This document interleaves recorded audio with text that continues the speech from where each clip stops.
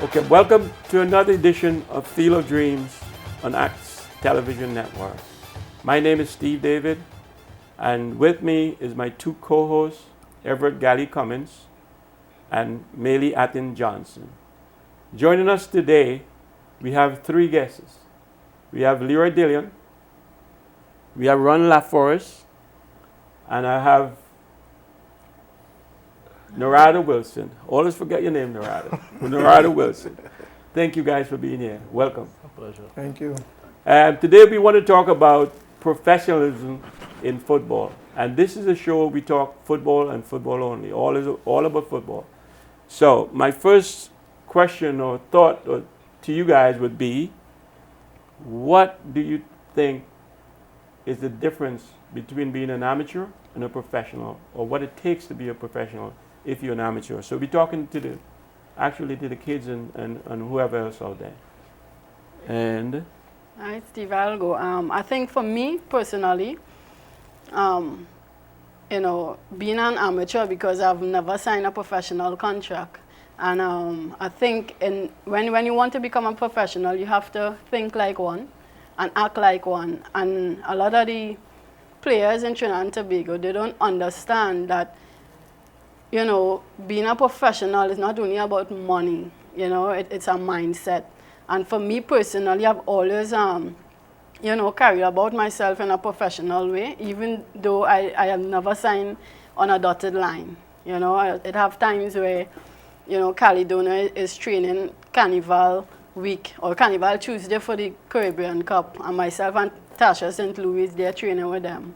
So it takes a lot, and I think the players in Trinidad and Tobago need to understand it takes a lot to become a professional. It's not only about the money, and I think also the organization, the clubs, the administration, some of them don't act in a professional way, so it trickles down to the players as well. And we had a few professionals here in the midst, and I'm sure they have their part to say. I mean, we've been there, we've been through it. We know what goes on in the locker room. We know what goes on in the clubhouse. We know what goes on the field. So help us. I will jump in here.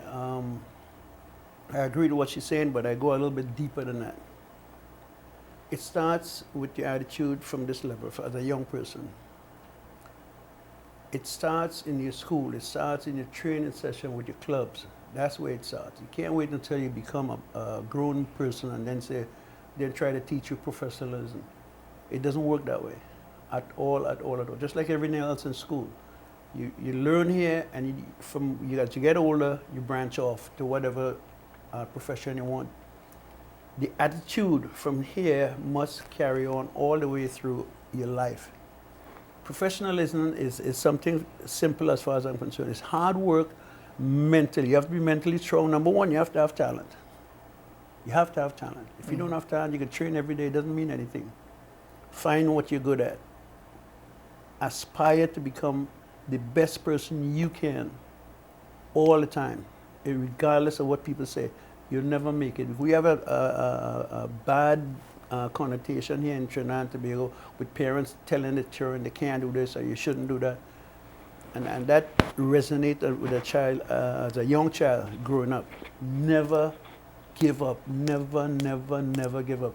If you need help, ask questions. Ask people that can help you. Surround yourself with positive people.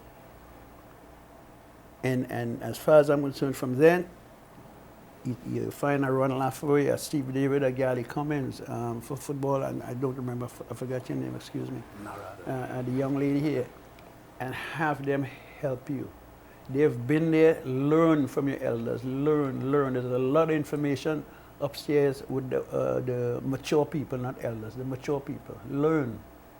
Go on, and we used to ask questions as kids with the older folks, and we learn. So, well, what you're talking about now is the discipline it would take to become a professional. Yeah. So, and you're right, with the kids, they do have to have the discipline from here. Exactly. And to take them there. But no, let's get into to tell them what it is, what it takes to be a professional. Well, just to link on what Maylie said and what Leroy already endorsed, is that professionalism is an attitude. As Leroy said, and Mealy said, it's something you grow with.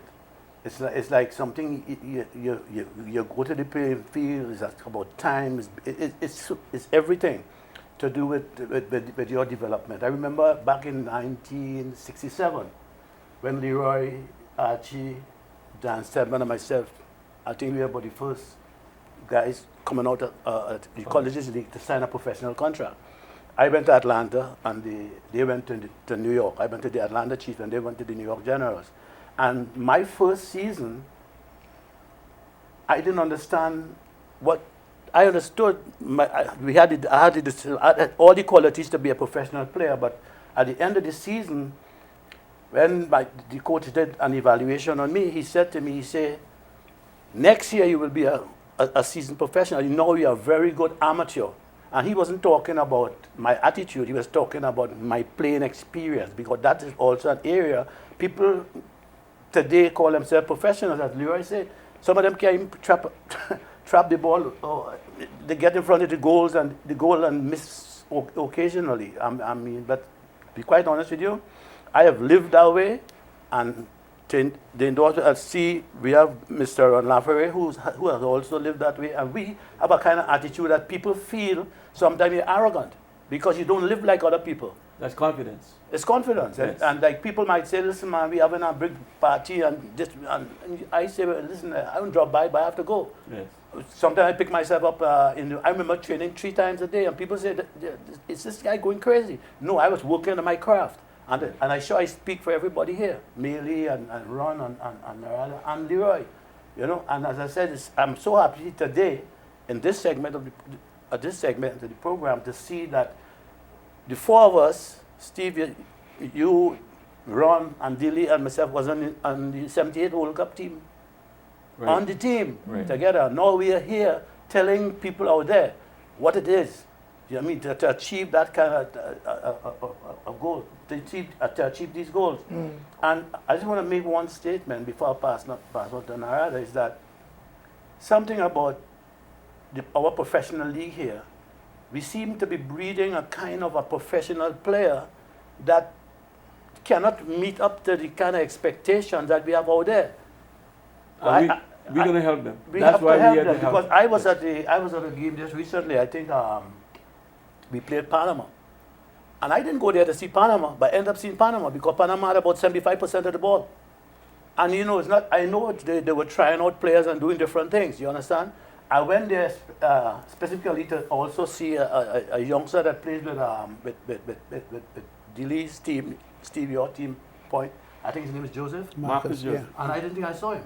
He came on, He He came came on late, 5 5 minutes. minutes. Yeah. And because the first time I saw this youngster, I know he's the son of Lyric Joseph, who we call Lobo.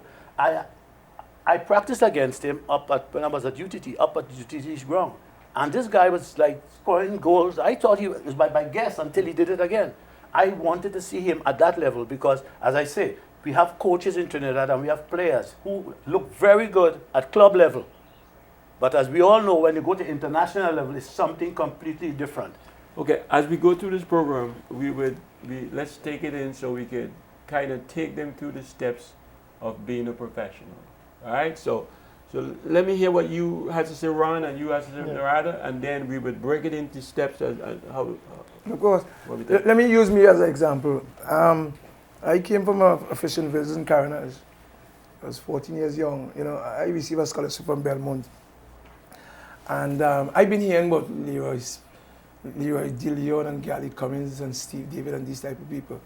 All right? And when I started to go Belmont, I work with this here. All right? I started to take clippings off of the papers, you know, to really follow these people's career. All right? Which I did up to this day. Being a professional up to this day, I look at Everett Gally Cummins as one of the top professionals in the country. All right? Leroy DeLeon, here he is. You know, and Steve David behind. I look at you guys as professionals. So, coming from a small business in Caranage, I say, well, I want to be something like these people. So I started training me. At 14 years, I tried to train myself to be a professional in terms of I don't smoke, I don't drink, I eat properly and stuff like that. I train very hard, you follow me? I watch what I eat, and I do the things that a professional need to do. I don't disrespect people. You know, I live for the game because of you guys. You know what I'm saying? So here it is with the young generation now. I don't think they idolize people to be a professional. They just have some talent and they just want to go out there and make some money, and that is about it.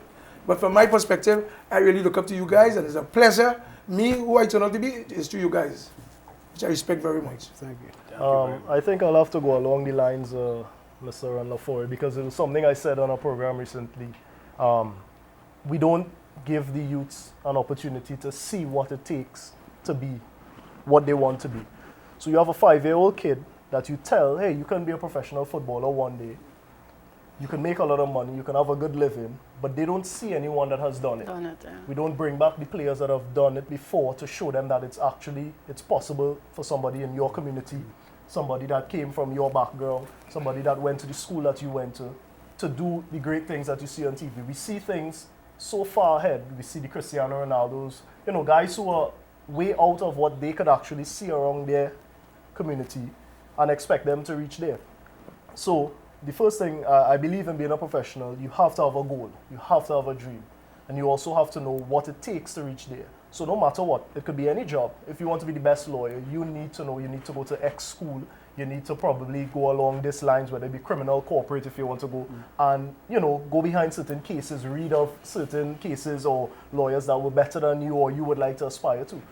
Once you have that, as you said, how many people know that Cristiano Ronaldo doesn't drink? But what about the local guys? Do we know what Dwight York it took for him? Do we know what it took for Gally Cummins, for Ranlafoy to take it to that next step?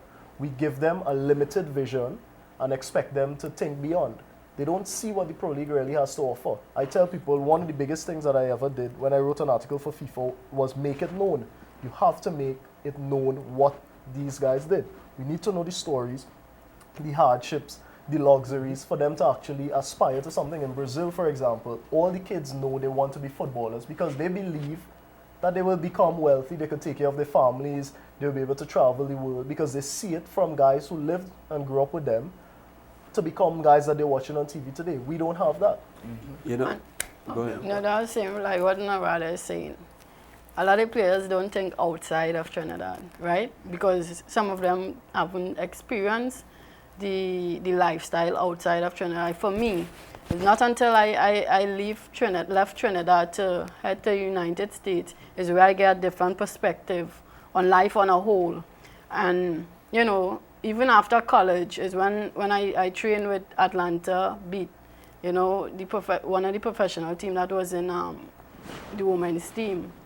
And you're seeing players coming in with a gallon of water, you know, who's doing ice bath before training and after training, coming in an hour before the session. So all these things. So I was placed in an environment that I can see what it takes to become a professional, you know, and it's not until then I realized how important fitness is, how important nutrition is, and just adopting a healthy and fitter lifestyle. And it's not until you're placed in a professional environment that is when you would try to, you know, gravitate towards that. One of the things to is are we having coaches that don't know what it takes to be a professional? Are we having people teaching the kids just to win a game and not looking long term?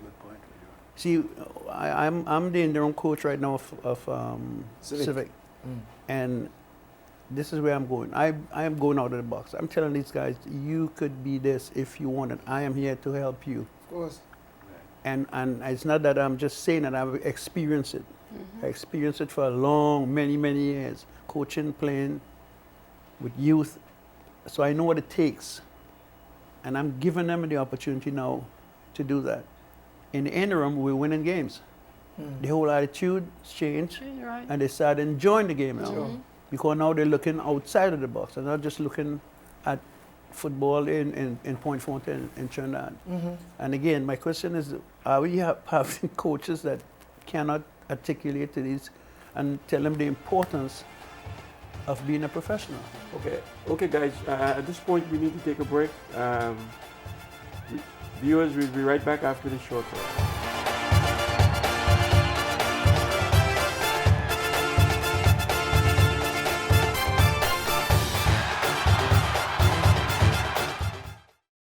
Worldwide Safety Consultants Limited offers solutions to your immediate and future potential problem areas by providing you with a qualified team of safety consultants. Worldwide Safety Consultants Limited, building a reputation on quality and value since 1999. Located 23 Todd Street, San Fernando, Trinidad. Phone 868-657-1534 or 868-788-6955. worldwidesafety@yahoo.com.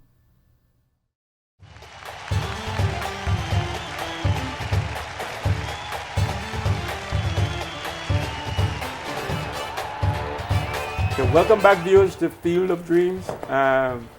Before the break, we were discussing professionalism in football, and you know, like we saw, different guys had different experiences. You know, my experiences was totally different to some of the other guys because my intention was never to play professional football at all.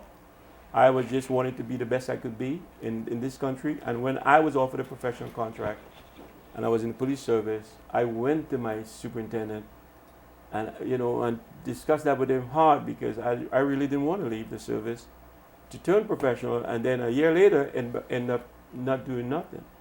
So it was a decision that I had to make, and I made it, and it turned out okay for me. So we will continue, guys, with our discussion in what it takes to be a professional and the way we're being treated in the clubhouse, in the locker room, on the field, in the public, all of that. We need to educate our young professionals here on the way this needs to be done. So I would, again, open it up for whoever wants to share advice. Let me just do a little continuation of what Dilly spoke about in terms of being a professional. I am blessed right now to be the coach of Rangers, right now as you speak. But, you know, being around Rangers right now, it saddens me in terms of the players, you know. It have players coming to me and telling me, "Well, coach, I eat nothing this morning, you know, next one come, I doing a rapid session, going down belly hurting, and I say, what is going on with you?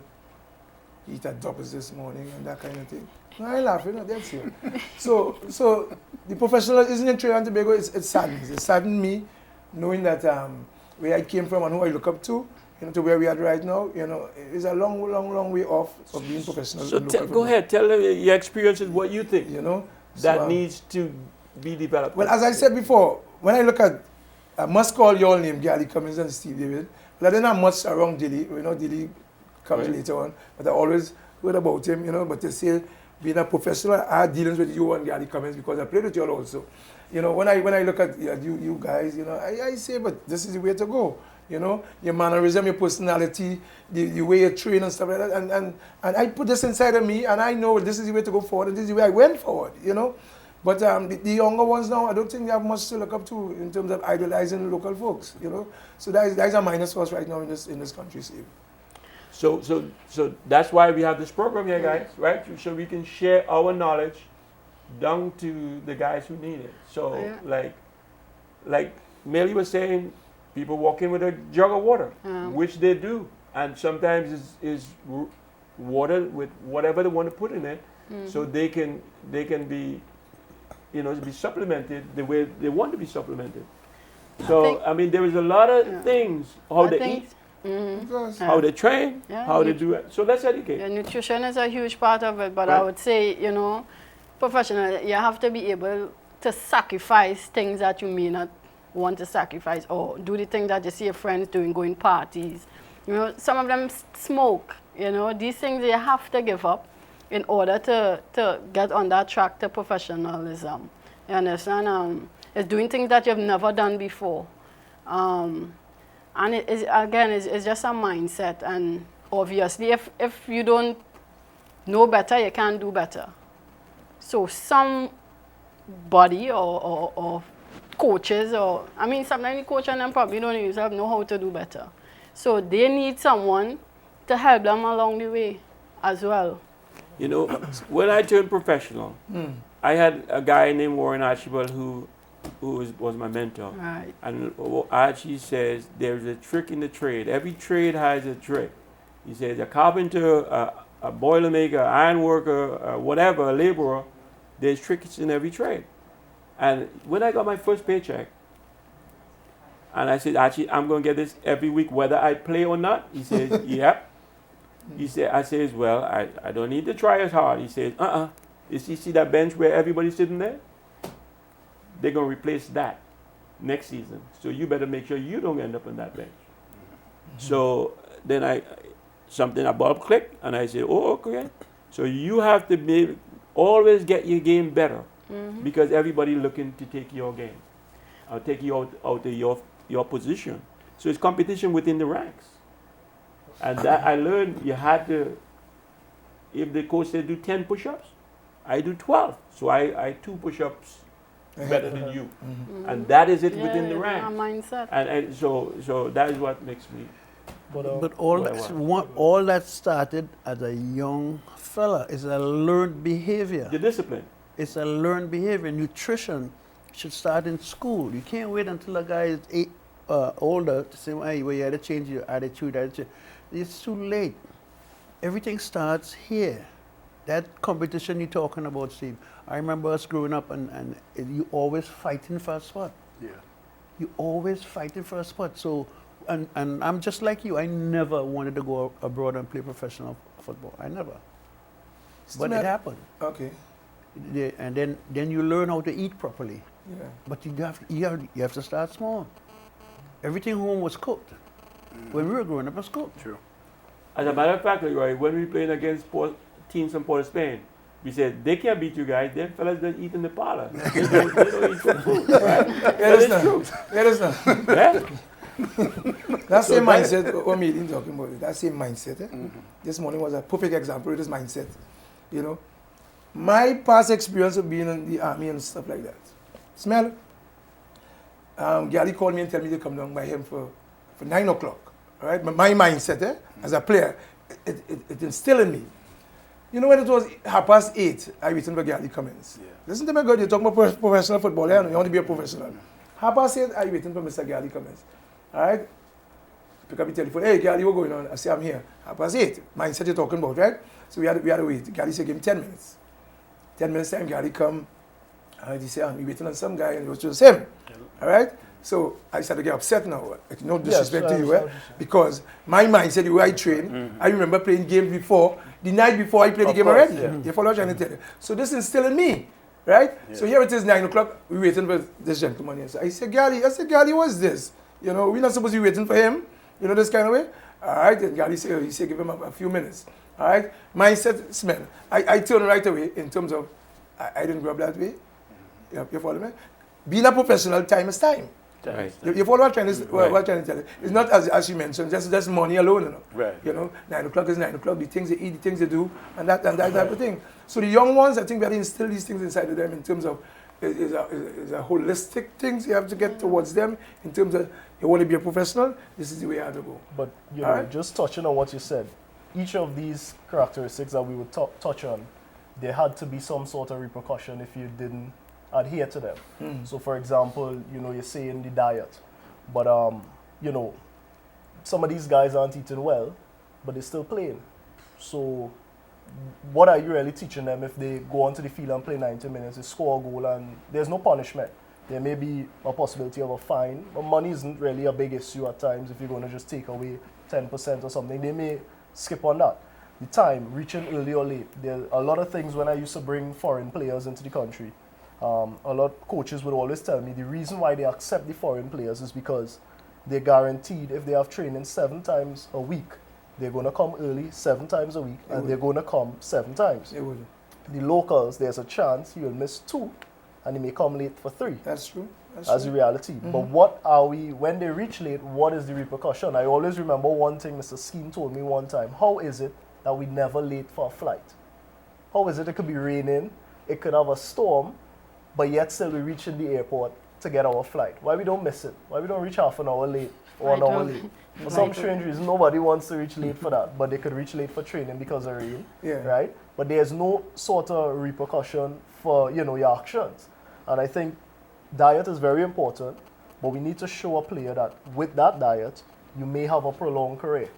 A professional player, you have to show him, okay, as a professional, you may have, let's say, 5, 10, 15 years of a good income, being able to attain all your goals, achieve everything you want to achieve on and off the field. But in order to do so, you have to adhere to certain guidelines. Just as in your job, you can't disrespect the boss. You can't come late every day and expect to keep your job. So you want to work for 30 years. The same thing has to apply in football. Yeah. You can't disrespect the coach. But to touch on the point with the coaches, and just as Meili said, the clubs have to also show that, okay, if these guys didn't come from a young age where they were getting healthy food and knowing things on time, you are now the institution to teach them. Right. If parents fail at home, the school is usually the institution that teaches a child. Their children that come from battered homes, but yet they grow up to be something. What was the reason that they grew up to be something? Because there were other people in their lives, whether it be the school, whether it be their job, that took that family sort of, cover for them and raise them. If the clubs aren't doing that, coaches aren't doing that, the agents aren't doing that, then the whole system is failing the players. Because the players, you don't have to only come from home with it. If you didn't get it at home, somebody else has to take up the reins. Exactly. And that's a great point, because when you take a player like Cohen Jamot and Denzel Theobald, same area, Nelson Street, The community would have failed one them. more talented than the other, but which one succeeded?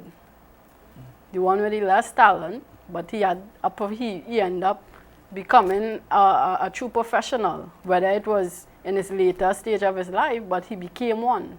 And I just think, it don't always start from home, because some people just have tough situations at home, or people who don't know better. Yeah. But at a club or an institution, they need to teach that as well. And just to touch something quickly, you guys played in an era where finances in Trinidad was not the highest. No. So what motivated you to aspire to be a professional without everything that they have now, and they're not doing it? Man, this is what I was telling you in the earlies, right? These guys motivated me. That's what, 14 years.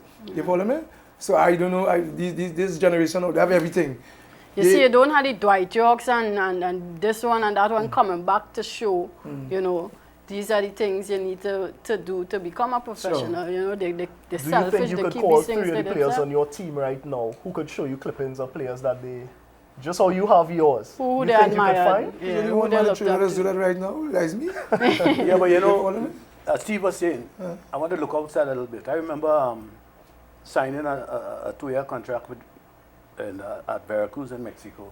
And when I was going through my orientation with the manager, and I had to come out to halftime and meet the team during a game and this kind of thing, the first thing that presented to me in the dressing room was a booklet of the don'ts. The do's and the The don'ts. do's and the The don'ts. don'ts. Yes. And you had a booklet you had to go through. If you didn't understand Spanish, they had an interpreter there for you. And anytime you fell short of those expectations, you were suspended financially as well from physically from the club. And the dietitian gave us a sheet what to eat and what not to eat. And every time we go into the dressing room, we had to weigh on a scale. Yes. So they're checking your weight. And anytime you come over your body weight, you understand that you'll be fine. So as you were saying, it was not a question of just getting money and going out there and training. Plus, if you look at teams here, I don't want to call no name. I was coaching a team for 5 years in Trinidad, right? And one of our institutions, and I had no assistant coach, no trainer, no doctor, I was training a team and praying to God that nobody gets hurt. You understand? So it's difficult because so my whole training program had to be changed or modified in such a way that at the end of the day, nobody gets hurt. But going back to what we're talking about, I remember when I first went to Atlanta Chief, I was about 18, 19 years old, now leaving Fatima College. And my uniform was hung up in the dressing room from the laundry. In other words, all I had to focus on is playing. Everything was there. The doctor was there, the trainer was there, the physiotherapist, everything was in place. You come back here now, we came back to play the national team, and I had to go and be under a standpipe. Okay. Okay, guys, at this point we need to take a break. Viewers will be right back after this short break. Stay tuned.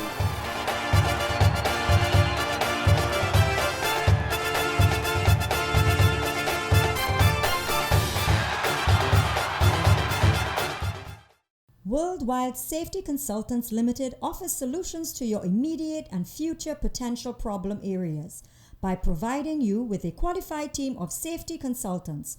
Worldwide Safety Consultants Limited, building a reputation on quality and value since 1999.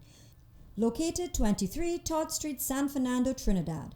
Phone 868-657-1534 or 868-788-6955. worldwidesafety@yahoo.com.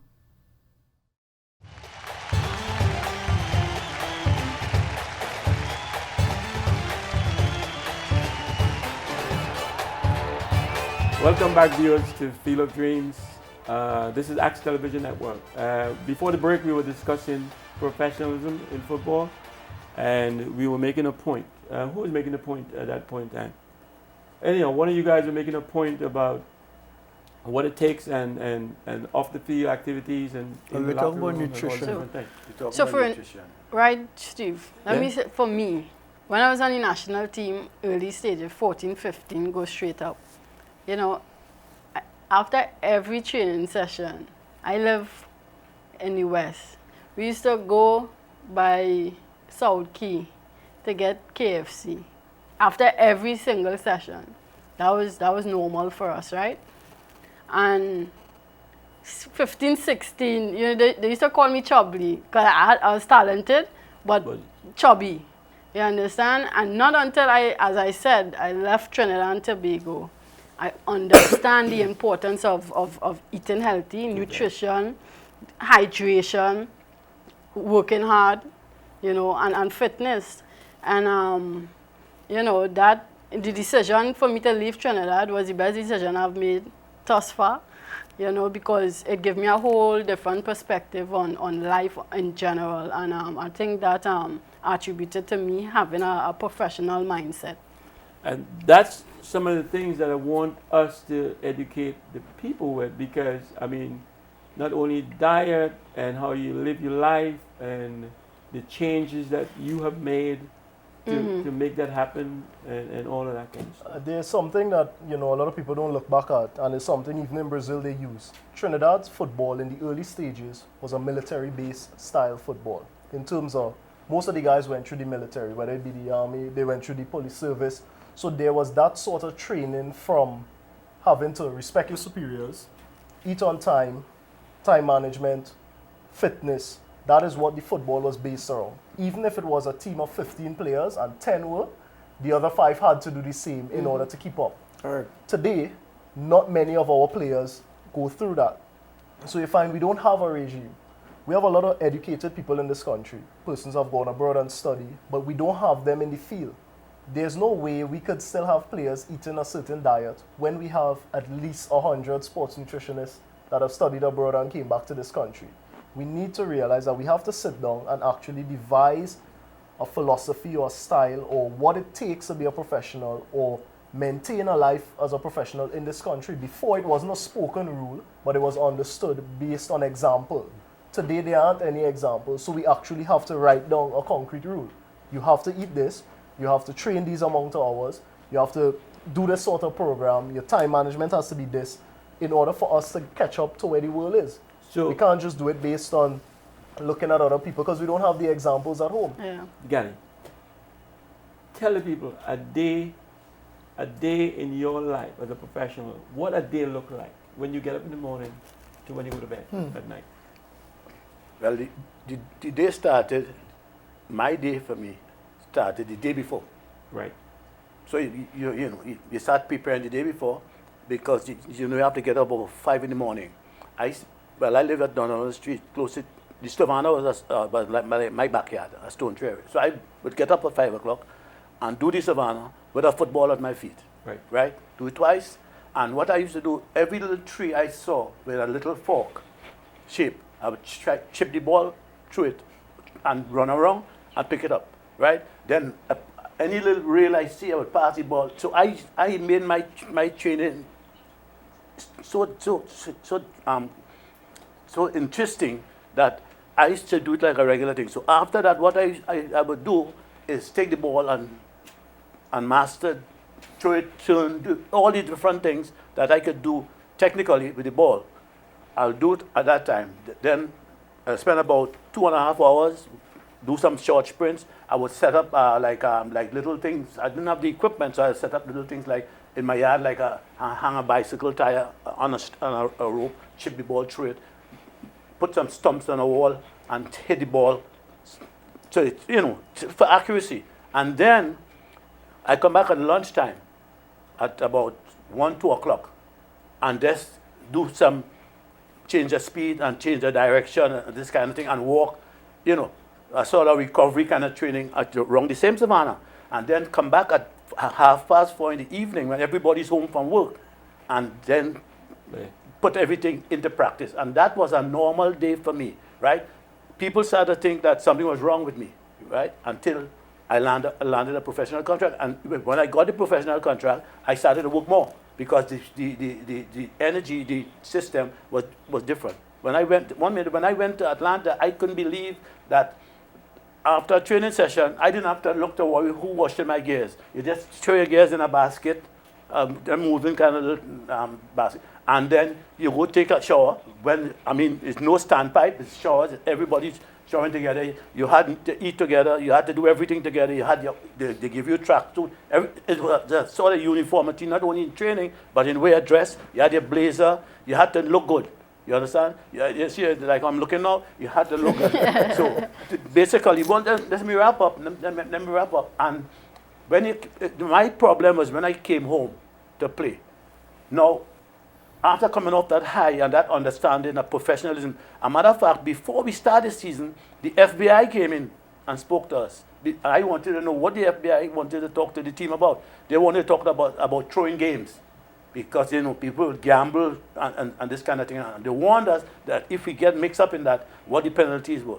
But my problem when I came back home, there was a lack of respect, because you were trying to not get the same thing, but you're trying to educate the players around you, you understand, about what their life was and what you had to go through. And I had a whole community in the savannah with me. I would go try to pass on some knowledge to the guys in the area, right?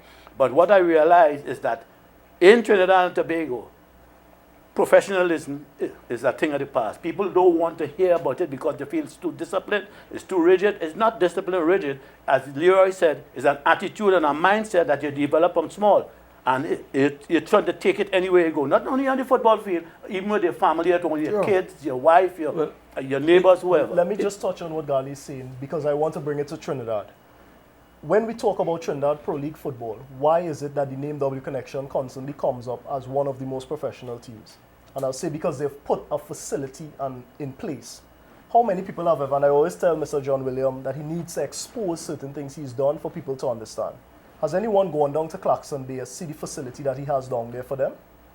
He basically has a 3-story house that each of the players has a room, right, on the first 2 levels. The bottom level, he has a kitchen where he has people come in, they cook breakfast and lunch, right, whether it be pilau, meat, whatever. The foreign players have access to this. There's a room that he used a big container and built an entire dining room where all the players sit down and have lunch together, the right time. They all get dropped from this facility directly to the training and back. So these guys are constantly in an environment with each other, training constantly, eating at the right time. He also ensures that they have money to buy food, if it is that on the weekend, because I think they do the catering from like during the week. But not everybody can do right. So my thing is that if this is this club, what some other clubs have done, and I'm trying to give solutions, where the nutrition is a problem, we see Caledonia, for example, give players at the end of games a meal, whether it be a sandwich, they have fruits and all that. So we have to find ways for the clubs to take care of what the player has a shortfall of. Because we could say today, a player is eating doubles. But what is the club doing to try and rectify that problem? Okay. So the solution has to be... But does it start with the club? No, it starts with the player, but we have to remember that not all hold players themselves would accountable understand. too. So we now have to try to fill the void. What they can't do, some other organization or institution has to come up with a solution until it reaches a point where it becomes part of the mindset of everyone. So we understand nutrition is part Right. of that. But The next problem would be time management. What is it? What is the penalty if you reach late to training or not? we talked about that already. So let's go into more things. Things that in a day, like Gali says, he came with his game. Right. So he Because did that. he had to train. He had to train and do all the things in Savannah. And when he goes as a professional, don't ask me to teach you these things. Right. You better come with your game. No, the we company train in this country one time per day, most clubs. Okay, for so 2 we need hours. to teach them that. Right. So what happens with the rest of the time? If Okay. the players aren't doing it on their own, shouldn't we find a solution to maybe say clubs should train twice a day? No, it boils down to finance and all of that. But we have to find a way for these players to understand that the minimum we're asking of them isn't adequate for them to be at the top. But Dillian, tell them a day in your professional life. A day in your professional. I played with you, and we lived in the same town, and we did things. Tell them a day in our life, our professional life. It's almost carbon like copy what to But a little different because Gary give us here, his in preparation Trinidad. here and then, but in the state, in the U.S. Let's educate them how to do it in the U.S. Well, it's like I said, attitude. I wanted to be the best player I could up there. My first experience with the New York Generals, I came out of Trinidad after '69 and before that. I came out of Trinidad and went there, and I was awesome. And I couldn't play because they had all these guys, these old English guys. I call them old. They were 35, 36, and I'm 18. But I was better than them. And I couldn't play. I used to pray for these guys to get hurt. I'm telling you, I used to pray for them to get hurt. It so happened that a couple of them did get hurt, and they put me into the game. Because when you go to the locker room, there is you go just like this. That's it, and your boots. Everything else is there for you. And I saw my name up on the board as a starter, and I said, I got it today. We played against a team from Pittsburgh, I can't remember their name, at Yankee Stadium. We beat them 3-0. I scored all 3 goals. From the kickoff, I took 1 goal. Scored all 3 goals. The next game, nice dress, my name not even a reserve on the board. Why? Well, that's just how it is. But when you wake up in the morning, you go through all the rituals, right? I'm I want good. you No. guys to tell the people the This is- rituals you guys This go is through where I'm as a going now. professional. This is where I'm going. Okay. 'Cause I thought maybe I didn't do something, so I need to go and improve. Right. Hence the reason I used to get up in the morning and go and run. I mean, football, to make things worse, some little young lady said she liked me, and I just kind of push her aside because that's not me. I am thinking, give me a football. So I went and practiced every day. As long as I have time, I went and practice. 8, practice. Next morning I get up, the same thing. When they're done practicing, we are still practicing. When the coach says everything is over, you need to beg the equipment man, hey, leave a couple of balls and I'll bring it in when I'm done. And I had tried to improve. Why am I not playing? I'm good enough to play. I know I'm better than them. And I kept going. The only Archie was playing at the time because they didn't have any natural left winger, so he was playing. You know, and I have to be on this team. And finally I said, you know what? They're not going to play me. In 1969, I came home and I said, I'm not going back. I went to Costa Rica with the Trinidad national team and ended up being MVP in the World Cup qualifying. And I got contracts to go to England, and I didn't like English football at all, so that was a no. We ended up going to Washington, D.C. with Lincoln Phillips. Okay, but like Arizona, let's say we played in Arizona together. You get up in the morning, we go to practice. We had to. Yeah. So we go to practice. You know what? At this point, let's take a break right now, and viewers, we'll be right back after this short break, and we pick up where we left off.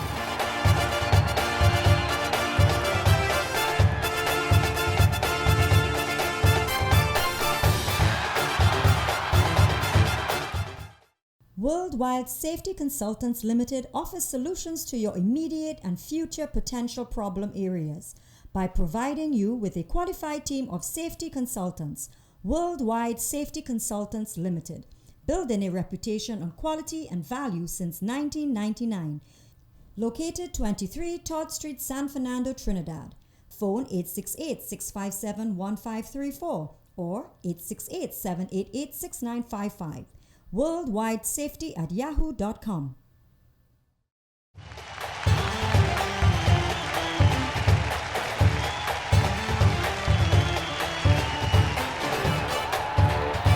Welcome back to Field of Dreams, viewers. When we left, we were talking about professionalism and how a day in our professional life. And you know, we get up in the morning, we go to practice. We get there an hour before. We do all our stretches and our warm up, and that by the time the coach gets there, we're ready to go. So we cannot wait and walk in 5 minutes before and ready to go and play ball. And that's not how it is. So we're going to continue to discuss how our rituals that we go through for practice and how we prepare for games, and the night before, the hours we spend going through the game. When we come out that day, we walk out in the field, we walk down the field, the things we think about, and our concentration and all these things we're going to talk about in this segment. Okay? So let's try to educate our young professionals here in Trinidad about the rituals that we go through and how we approach game situations and locker rooms and clubhouses and all that. Let me just talk to Narada a little bit. A while ago you talk about we had something to motivate us back in our era. And we do have things to motivate us now. Because I remember taking a bunch of local players, right, and changing the whole mindset of the team. I took this gentleman here, and I brought him to the national team back in 1990, because our team didn't have that kind of movement, and De Leon wasn't here. And Ron Lafroy came to the team and started make the death pass and the slip and move and the blind pass, whatever, right? And I brought him because I wanted somebody to replace, to bring that back to the football, and he did. I took the style of Leroy De Leon, as I like to say it as he's here, and I tried to bring it back with Latapi and these kind of players, the kind of individualism and how it connects to the team play. Sure. And I was the motivating force. I had those players doing everything I wanted to when coaches before had them for almost 10 years and couldn't do anything, right? So I am saying that we have this motivating force here, but it's not being used. And Ron was a while ago commending Leroy for the work as he's doing with things. And as Leroy said, he's taking these players and he's teaching them things that maybe nobody knew before. So we have something to motivate people here. I think, players as well have to hold themselves accountable. And the motivation don't need to come from a coach or a player from abroad. It comes from your situation at home. Some of these players come from, difficult situations, and that alone should be your motivation to get out of the ghetto and make your parents or your mother proud. And I think that was one of my motivations, was to, be my mother's prized possession and make her proud. And that alone, and a lot of them are talented players who came from difficult situations, and they just play the fool with their talent. You understand? I mean, I've met a lot of the players. Look, at Toulon they went out, look, they're back here. These players should, learn from where they came from and want to do better, not only for themselves, but for their families. Yeah. One of the things you got to do too, and I agree with you, is that in order for a person to improve, I think you have to surround yourself with that positive, kind of. yeah. You can't just say, yeah, I'll improve, and then you go back doing the same nonsense day after day after day. Yeah. So you pull them out and you give them another side. Hey, this is okay, but this is better. Right. This is more productive. And one player I've seen done that, because I'm Cali till I die. So Denzel Theobald, I've seen him transform a couple players on that team. Literally, as I said, They come with their gallon, Denzel come with his gallon of water every single day with some other And he protein understands, drink, yes. stretching for 30 minutes after sessions, coming early and doing whatever you need to do to work on your craft. And he, you know, took some of the younger players, take them to breakfast on after the sessions. If it's double session, take them to dinner. And I know that for a fact because I was there, you know, and it's these things, those players from abroad coming back here and taking that invested interest in other younger players. Well, Ron, before, I wanted to ask you and Dilly a question because both of you working in the Pro League, right? And Dilly, what it is you did or is doing at this time that have the team, you know, up in arms and playing well and doing different things? Don't answer this. And Ron, you have a task on your hand right now. I love it. With Rangers, right? Yeah, a nice challenge. And I mean, you guys go into teams that Leo went to a team where the coach left and maybe motivation was low, and he's using something about his personality. Sure. It ain't bound to be football. It's something about off the field life or whatever. And I would like you all, starting with Leroy, to explain to us what it is you all doing or have done to create this turnaround. Very short, because again, this is not a coaching. This is professionalism. Professionalism. Right. But go ahead, very short on that. One of the things I started doing with them when I first went in is to let them know that I'm not here trying to take Mr. Carrington's spot. Right.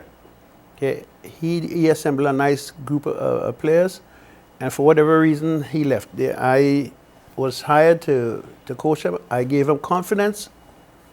Every time I went to practice, I tried to break one bad habit. They didn't even know what I was trying to do. But if I break 4 bad habits in the week, then I'm good to go. Every practice session, 1 bad habit. I didn't tell him it was a bad habit, but and I changed the practice sessions. All right, great. Well, on my part, I went in with a plus in terms of who am I, you know? Yeah. Because as mentioned to them, you know, my name's not beating my own drum, we made a household name. Yeah. And I didn't get here by just True. talking. You know, so there's a lot of work went in, and to get where I've been, a lot of work have to be goes in with through you all. You understand what I'm saying? So I'm trying to change some of the mentality and some of the habits to turn it around in that aspect. Yes. Okay, I'm going to give each of you guys 1 minute to tell us what's on your mind, or give us some advice, or whatever you want to give us to close the show. We have 1 minute each.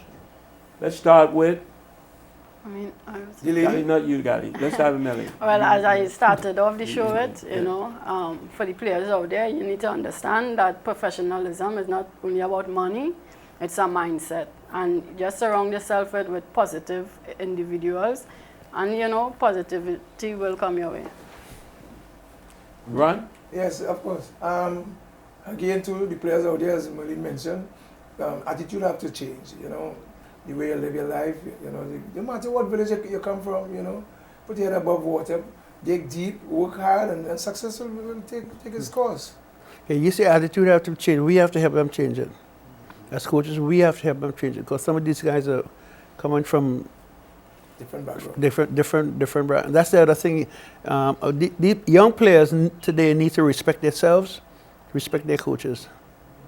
Okay.